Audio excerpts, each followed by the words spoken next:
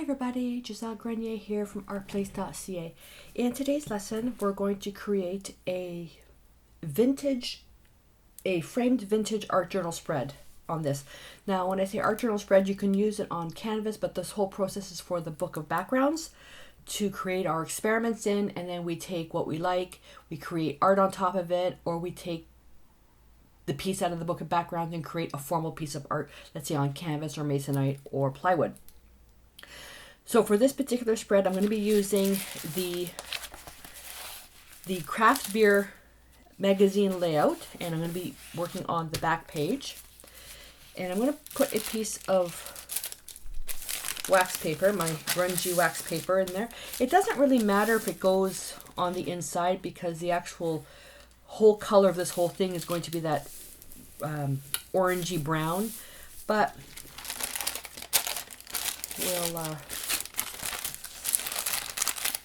we'll just protect it anyways. And I use my wax paper until there's nothing left of it. And if your spread that's on the back is critical, just put low tack masking tape. I'm going to head out today to get some frog tape to see if that works as well as what people say it does. Now the magazine spread is very, very slick, so I'm going to be gessoing this first. And then I'm going to be collaging all these random strips of ideology tissue paper. I'm going to use, I keep all this stuff because you can reuse it and it saves money. So I'm going to be using all this random pieces, and I'm going to be using the DecoArt Media line, the white gesso for the priming, the matte medium for the collaging, and I have a whole range of the fluid acrylics, and I'll call out the colors as I use them. And I've got a foam brush, a stencil brush, some aqualung brushes. Oh, forgot my number 8 bristle bright as well.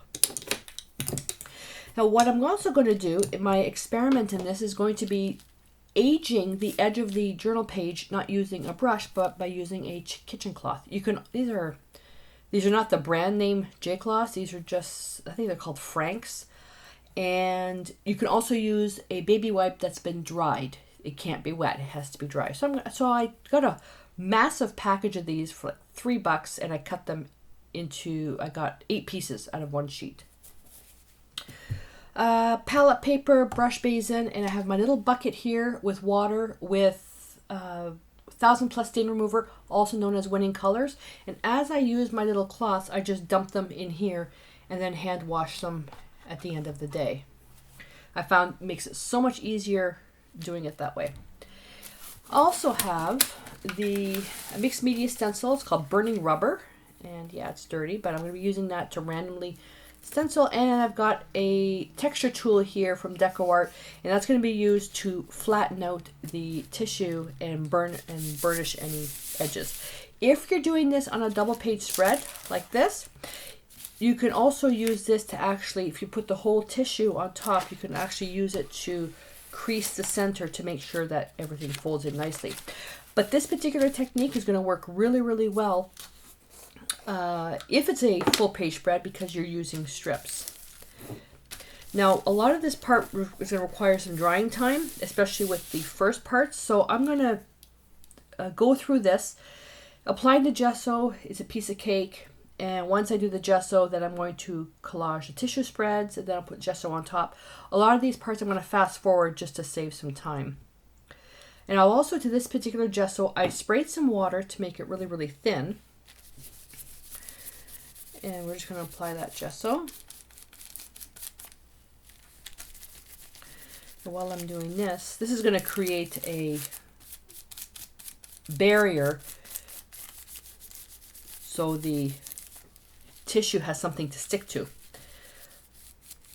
And I've also been contemplating doing more videos that are sped up, but when I mention that in my videos, I get comments from people, don't do that, because they like the detail that I go through in my videos. I was trying to make them shorter and not so long, but the beginners are outvoting the advanced. So I think I'm going to stick with what people want. So you can see I'm doing this quite roughly. Doesn't have to be perfect. I'm just creating that barrier. And also the more gesso you put on, the longer it takes to dry. And I'm going to use my brush. I'm just going to spread that out, side of the brush. And as I'm doing this, it's drying. This is going to create a little bit of strength as well. So if you're using like a really thin paper, use a couple of layers of gesso as well. Okay, so you can see probably where it's a little bit shiny, it's still a little bit wet. If I look over, only the edge got a little bit of gesso. It doesn't matter to me. These are just backgrounds. I'm going to hit this with my heat gun very quickly.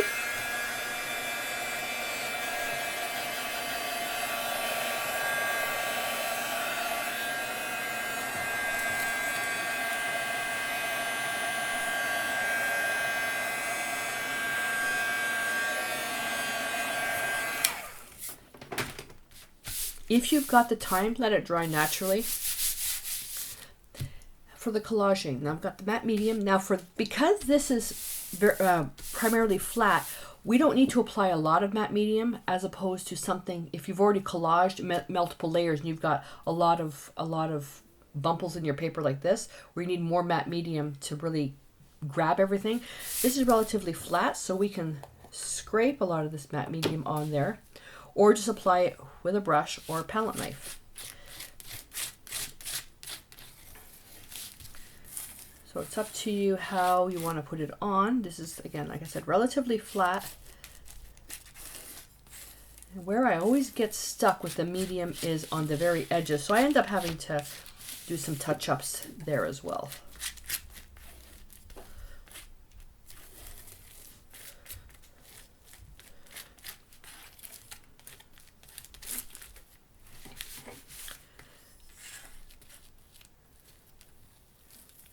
Allows me to make sure I get coverage on everything. This also saves me from having to clean my brush, which I can't stand doing. So now I'm just going to put on, and I'm going to leave them straight edge. It doesn't matter. It doesn't matter. We're just going to put the strips on. And get that nice straight edge right on there, which I'll then trim. And I'm going to use my scraper tool to really flatten that out.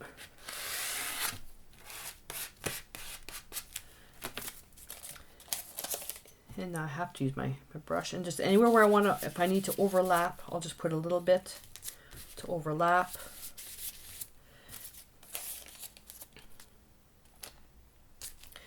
And I am doing these vertical. I'll just overlap a little bit here.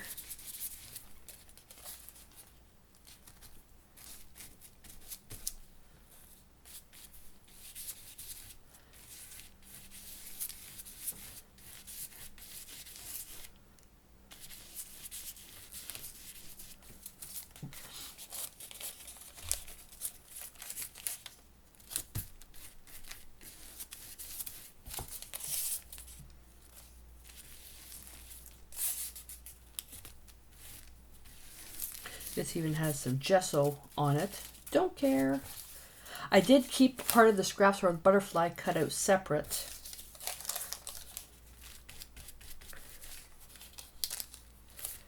Well, this was a random piece that I made.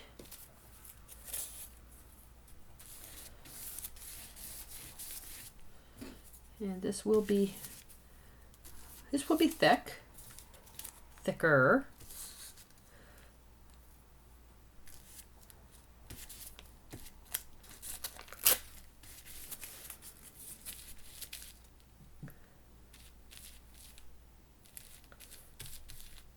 Okay, where else am I missing? A little piece here. Again, this is just a background.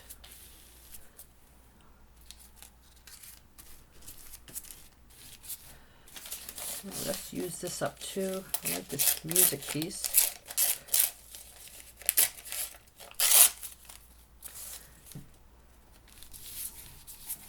Let's break up that text.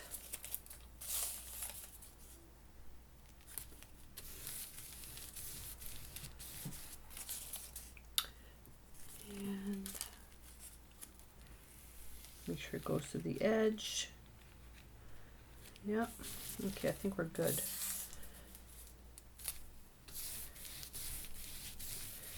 Using very, very thin layers. And then I'll put my butterfly right here. Going towards the page.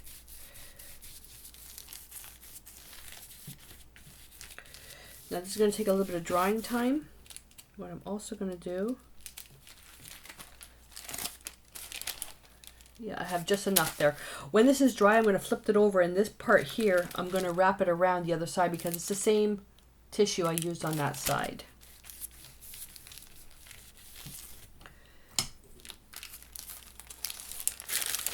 And now I'm actually going to hang, oh, I'll put that in the water, shoot. I'm going to hang this piece up to dry because this piece is dry, so I'm going to actually hang it up to dry so it's flat. We've got a beautiful breeze right now before the heat wave really kicks in. So I'm going to hang it up like that to dry. So this will take probably about 15 minutes, so we'll come back when that's done. This is dry now. Let's go, and I'm not going to cut this yet. Okay, so the gesso.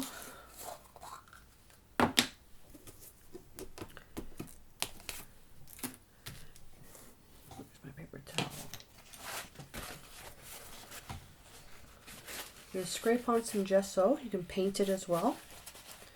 You can paint it or you can scrape it. It doesn't matter.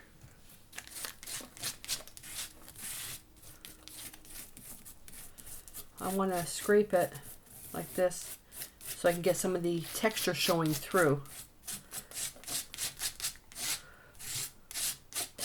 Okay, this gesso is a little too opaque for me. It's a little opaque.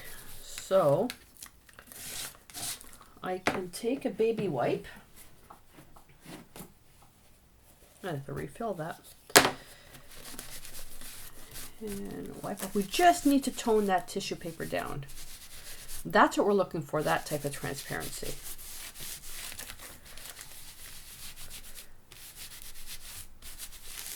Actually, you can use the whole thing for this. There we go. That's all we needed. Just to tone it down a bit. This won't take long to dry at all. Just hit that with the heat gun. Now, one thing for those of you that are new to acrylics, when you're heating, speeding up the drying time, you may notice some shine, and as you start drying, the shine will turn to a matte finish. Many times you'll see me put my hand here. What I'm doing is I'm judging the distance from the heat gun to the paper. And as long as my hand isn't uncomfortable, I'm not burning myself, then the distance is fine. But if I start feeling the heat on here where it's uncomfortable, then I take my hand away. And it takes practice for that.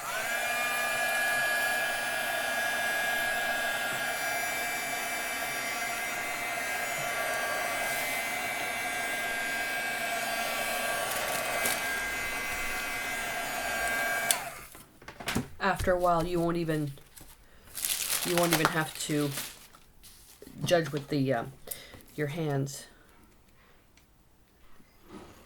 Just going to trim the paper. You can trim this at the end if you want. I'm actually cutting some of the magazine. You can trim this at the end. You can also fold the paper over if this spread has nothing on it. It's up to you. I want to keep them separate. And you can keep these or you can throw them away. I'm going to put them in my blue box, which will probably end up in my found items bin. Joe laughs. He goes, why do you even put stuff in the blue box? You end up using it in your art.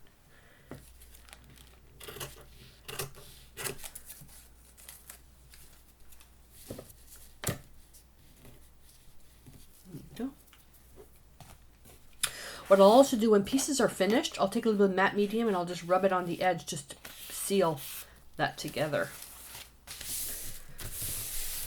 Alrighty.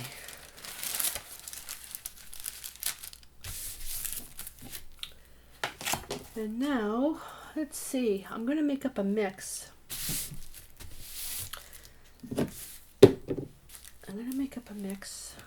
And I'm going to take, let's see, I want to make a creamy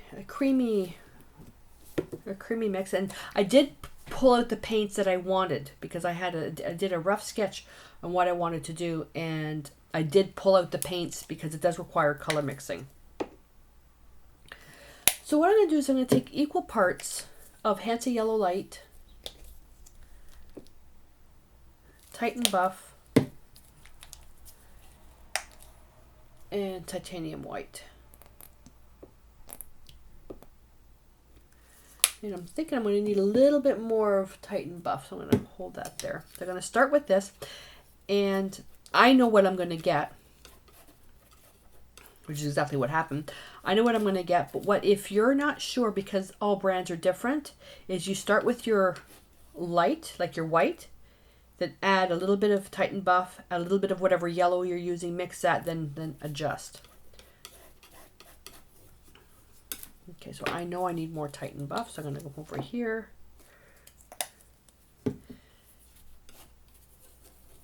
And let's see. Color mixing takes practice. And I've got a video on my website. I have a course on my website, ArtPlace.ca, about that. And what I'm going for is I want to make sure that whatever I do, it's not too opaque. So I'm going to have to test it. And just take the baby wipe. It's perfect. It's perfect. So I'm going to go over the entire page, primarily focusing on the center. And I'm going to leave just the outside edge unpainted. You can use a brush for this as well. I just found the baby wipe was already there, so I'm finding myself using baby wipes and kitchen cloths a lot more frequently now because of the drying time. It just dries faster. And what I'm doing is I'm staining the paper.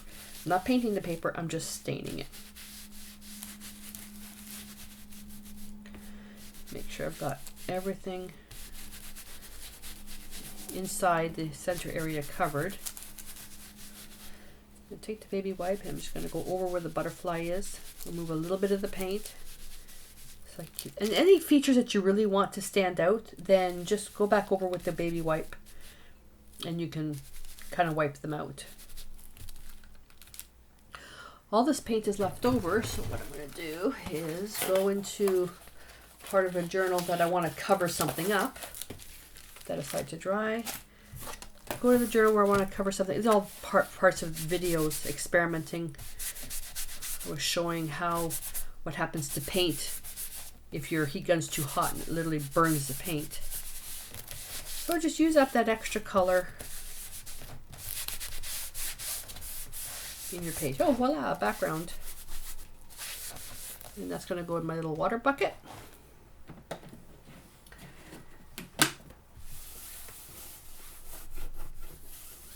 There we go. Just put that aside. All right, this won't take long to dry at all, and we'll put it over there. Oh, get that out of the way. So what I'm going to do now is I'm going to make another mix, and I'm going to make a kind of like a dark, well, not really dark brown. It's going to be kind of an orangey brown.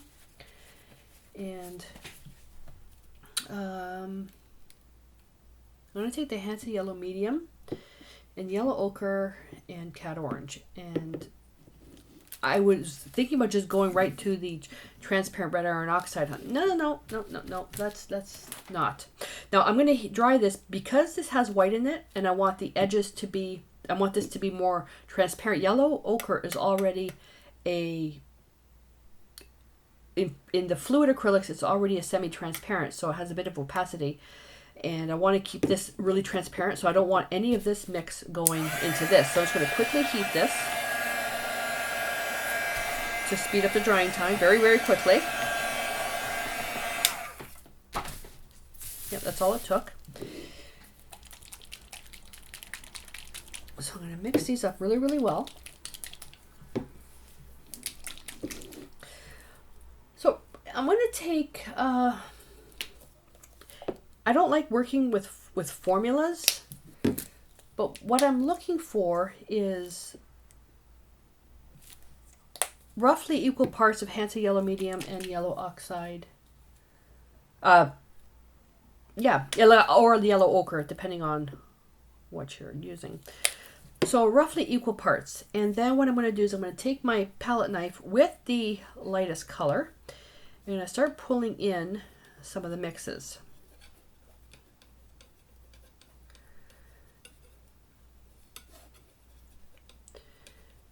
And it's up to you what kind of color you want to get out of this.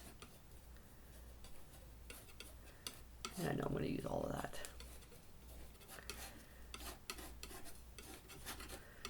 And that's a really nice orange.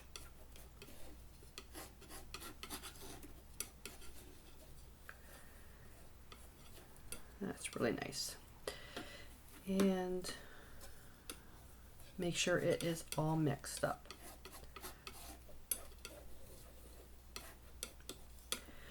And I'm going to create a bit of a loading zone here.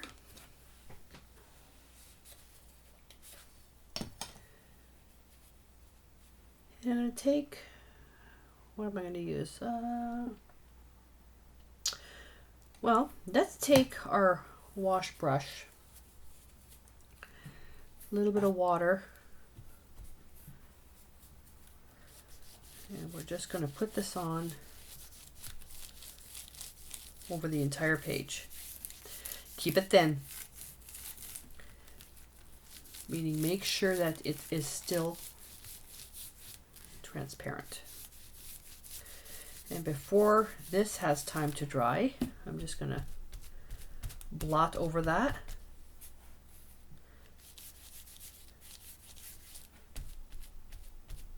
And blot over that one. And I like using the vertical strokes for this. And this paper here's got the little torn edges, so I'm just going to kind of go over that to make sure I've got complete coverage.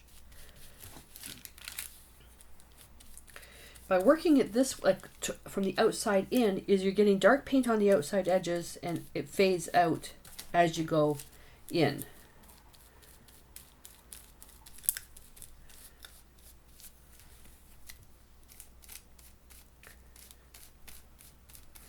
So a layer over the entire page. I'm just going again now, just on the outside.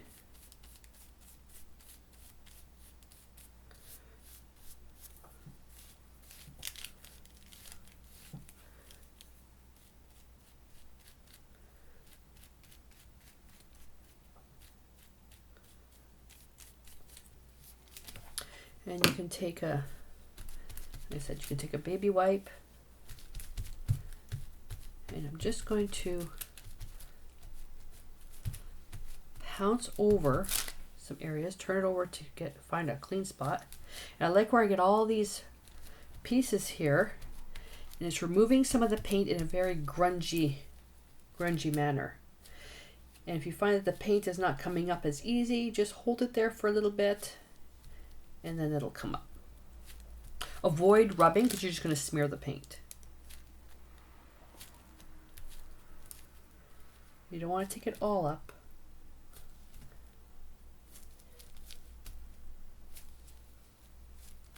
I tried a couple of days ago to do this and we had the heat wave going on and it wasn't happening because I had the air conditioner on.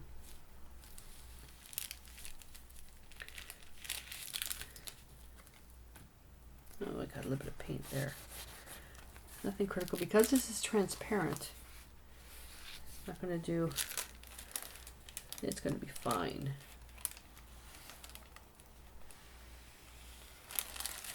There we go.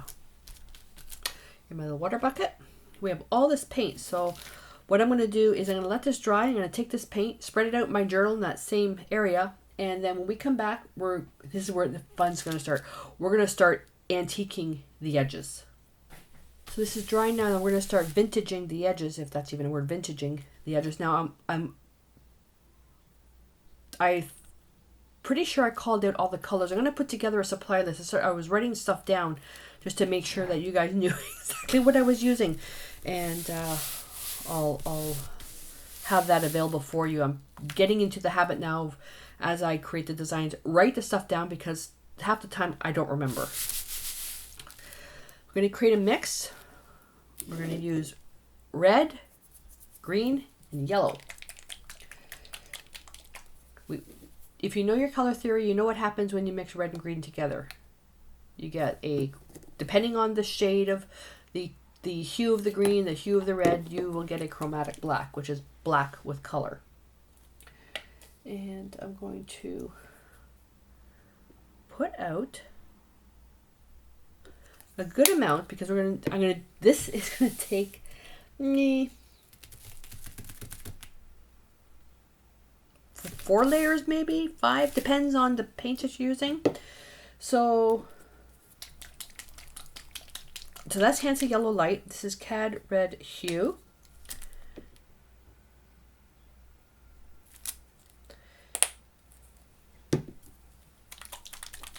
And then Green Gold, which I love. And when I first started with doing a lot more of the vibrant colors, I hated this color. Now this is one of my favorite colors. And I'm almost out. 2 parts of this. All right, 2 parts of that. And I'm going to be showing you 3 different ways of doing this. I think 3. And I'm going to show you because not everybody has the same supplies. And I don't want you having to go out and buy stuff if you don't need it. I'm going to show you with a stencil brush, a bristle brush, mouth is rented again, and just using the cloth. Have handy baby wipe, kitchen wipe, or a damp paper towel. I've got my little cloth here, so have that ready. And what we're going to do, again, when mixing, you start off with the lightest color and add bits of the darker colors. I know what I'm going to get. I'm going to mix the 2 together. Get over there. Okay. That's actually not too bad. It's too red. I'm going to add a bit more green. I must have added way too much red. There we go. The green is transparent, so it's not as strong. If you were to use, let's say, Viridian, watch out. Especially when you're using now let me check, hang on. Just so I quote you correctly. Okay, so the DecoArt Media Fluid Acrylics Viridian is not the pure Viridian. It's made with phthalo green and a bit of black. The actual single pigment Viridian, which I use for my portraits, especially for the oils, you just need a little bit of that because it goes a long way. And if you don't have Viridian, then use phthalo green, which is a very good staining color. Create my loading zone. When I create my loading zone, I push the paint out of the way, and I have a nice flat section here to work with. So you can do this with a bristle brush, and we're going to be starting this off by just doing the edges and working your way in. What we're doing is we're we're just antiquing, finishing off the edge. Okay? And you just go on. If you're using a stencil brush, same thing. You just get the edge started. What the stencil brush doesn't give you, though, is this little feathered edge right here. And you would have to basically come in this way. Okay, so that's with the stencil brush. Oh, missed one. If you use a cosmetic sponge, you can do the cosmetic sponge as well. coming in this way. And then if you get it over here, then you have to blend it out. Okay. I like doing it with the bristle brush and then come in and blend with the cloth.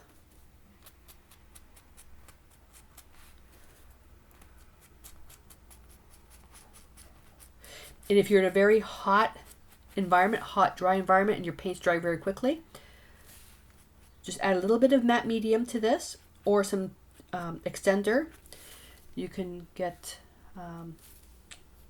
the DecoArt Traditions blender, extender and blending medium.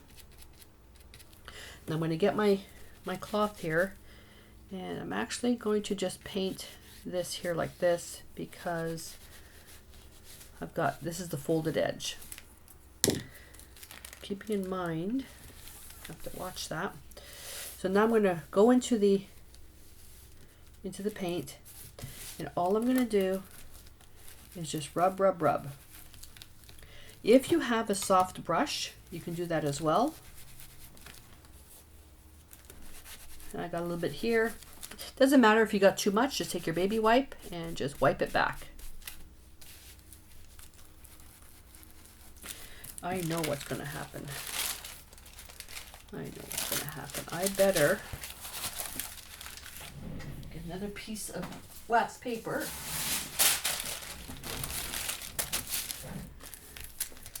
Let's just do that.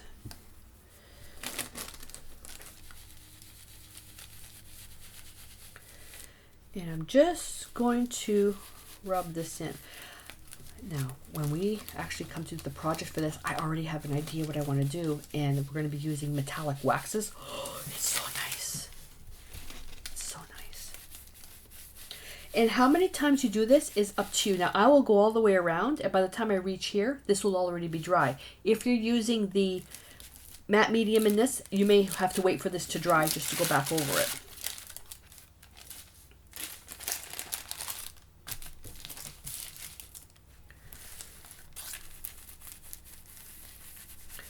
And I'm using circles, squiggles, making sure I don't have a solid line. Keeping the darkest color to the outside edge. And you can also do it this way. I find that this way I don't get a good coverage on that. And it's going to go up to the butterfly a little bit.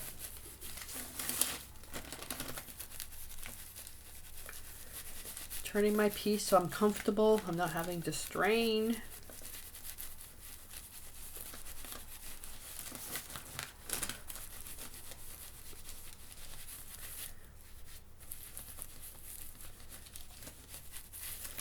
If you don't have the kitchen cloths, just use a baby wipe that's been washed out and dried, or use a really soft paper. You can try using like my paper towels or the Vivas, and they're really rough, so that might not give you a nice smooth blending.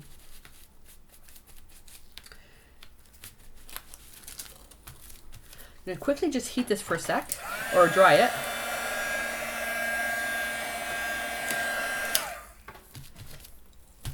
And I'm going to go around again. The more layers of paint that you add, the more opaque it's going to become. And I'm going to come in now. Now, if I just touch over where the tissue is overlapped, it creates some nice edges. And I'll come in just a little bit. And if I have a little bit too much, I'll just wipe it out. I don't want to lose all that texture I did before.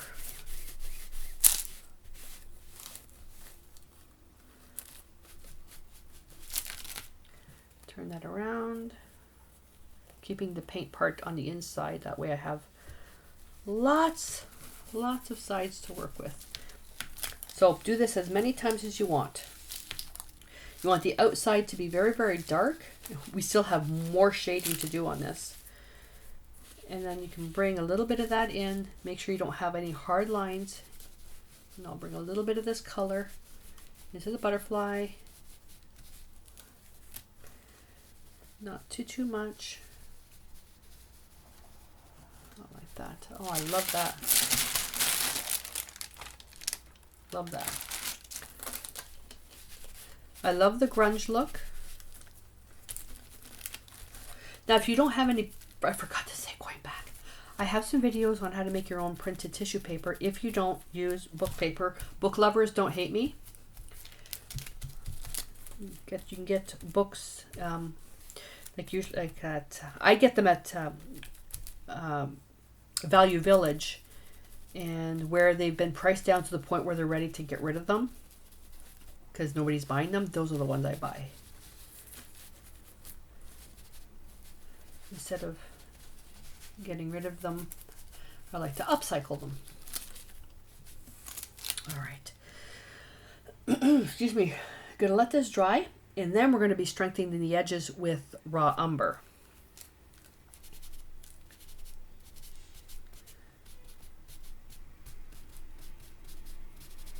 I like that plus splash of paint there. All right. So I'm going to let this dry. I'm going to take this paint, put it back into my book, and then we come back, we'll start working with the raw umber. So this is all dry now, and we're going to start the final part. All that's left is really the strengthening the edges with the raw umber. Then we're going to stencil on some chevrons. If you don't have a number 8 bright or whatever, you want something relatively flat to do the edge, you could use a round brush. Now, because it's synthetic, I'm going to dip it in water, and you just want to create a loading zone on this, and you can paint those edges like this, and it comes out quite nice. Okay, this takes a long time though. Okay, that takes a long time. You could use a stencil brush like I showed you before, but what I like doing is, this is where the cosmetic sponge comes in. I have another little tool which is like those little, when you buy eyeshadow, it's that little piece with the rubber on, or the sponge on it. That will work as well. This is where the cosmetic sponge comes in handy. And you can get these anywhere. Now, here's an example. I did a line. All I'm going to do is take my fingers and just rub over it like this, so I don't have that hard line. If this is dried up already, baby wipe and wipe it off. Can't talk and paint at the same time. These paints are non-toxic, so it's safe to do this. It's a bugger to clean your hands, though. It's a bugger to clean your hands. I have a little piece of paper that's come up, so at the end I'll just put a little bit of matte medium on that.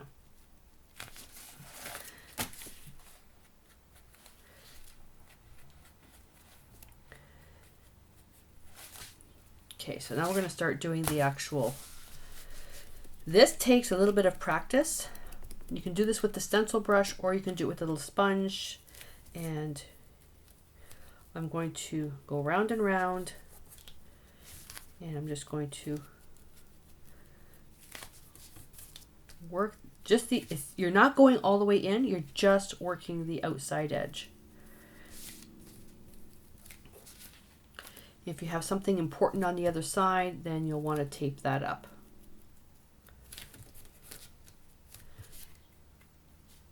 I've done this using black as well, and black is not a color that I use very frequently, but it works well for this technique as well. Works well for this technique as well. Too many words.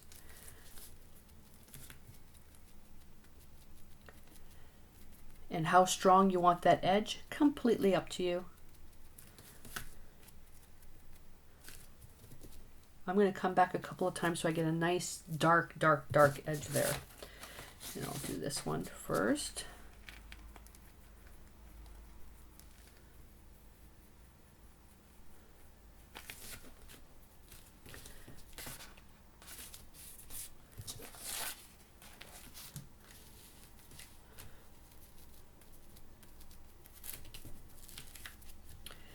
You can also use your dried baby wipe or kitchen cloth.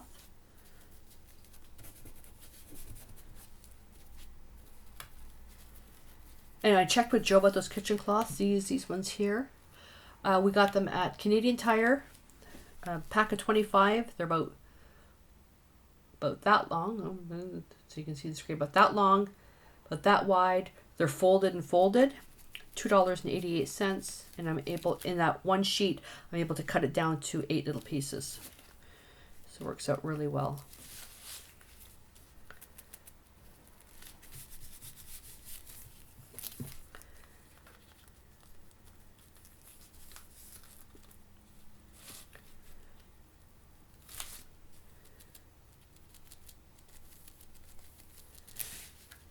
Like I said, you can choose any way you want to add the dark.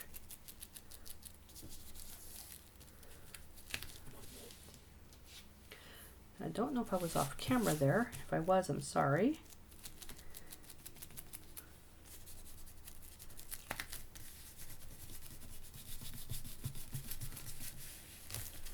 That's better.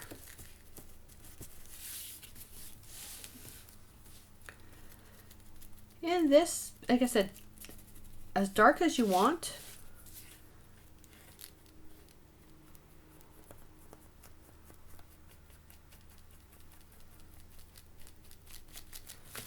You can even use distress ink if you want. I want mine to be permanent. That's why I like using acrylic paints for this stuff.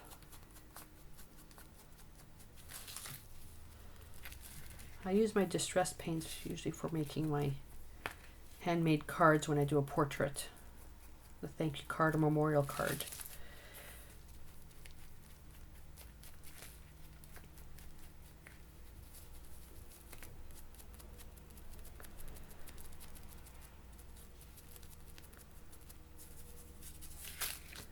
There we go.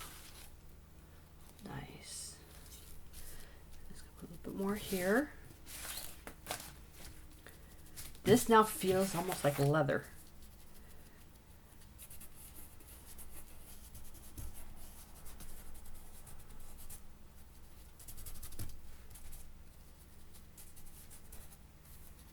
If you find your paint getting really, really tacky, then you'll want to make sure it dries, because if you keep going over tacky paint, you'll actually lift off the paint layer.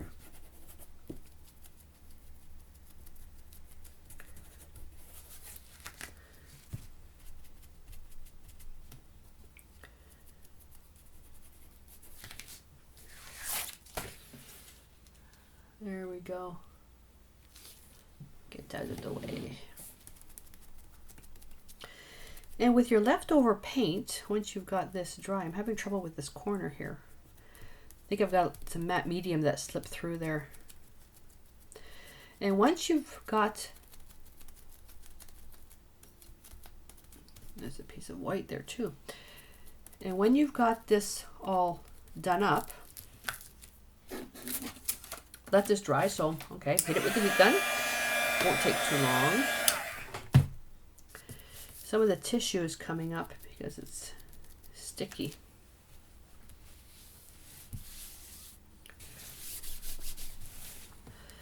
And take my chevron and, oops, that's way too much. Very, very light. Start off light, take a look, and then you can make it darker if necessary.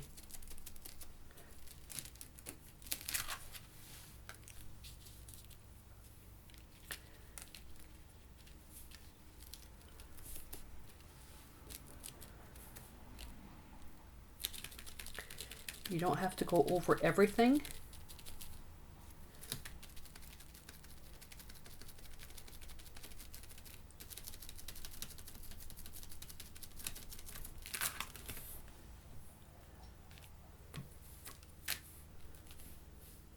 I'm working everything vertical.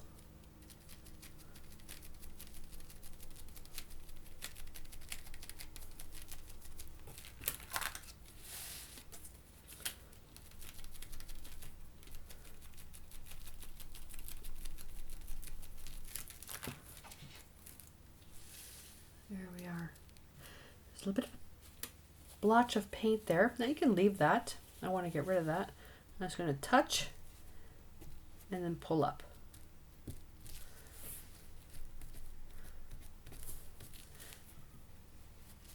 Just grunge that up a little bit. If you touch it and then just do a quick lift up, it just distresses it a little bit more. And actually that spread goes this way. So there we go, all finished. So I'm just going to do some, I'll do it off camera, but just do some touch-ups of little pieces, and I'll just have to re-glue some pages, some of the tissue down that's come apart. And then just re-edge some of the, re-edge some of the pieces. But that's it, we're all finished. So I would love to see your version of this, your rendition of framed vintage journal spread, and feel free to send me an email with your picture, whether you copy it or whether you just do your own version. A lot of times you just kind of spider out and you create your own thing. Send me an email with a picture, or better yet, share it on the private Facebook group, and my contact information and the link is on my website at ArtPlace.ca. And if you have any ideas for what you want to see for the Book of Backgrounds, put it in the comments below. Thumbs up if you want to see more videos like this, and subscribe to my channel if you haven't already. And I would love to hear from you. So I'm off to clean up, ready for the next video. And until then, stay inspired.